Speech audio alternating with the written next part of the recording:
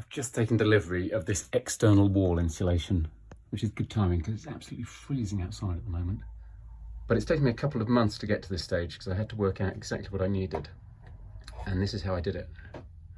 First, I drew pictures of the outside of the house, and then I measured everything and worked out as accurately as I possibly could what I would need. And I used a lot of YouTube videos in order to do that, to work out which types of beads I need, which types of insulation I would get, what insulation I needed for below the damp course, and you can see that black insulation up there, and all the base coats and everything else that I would need. And then for the big things like this insulation, which is really expensive, I got about 70 to 90% of what I need, so I don't go overboard, because I don't want to have any left over. And then for the things that I knew exactly what I needed, like the starter track, I got exactly the right lengths.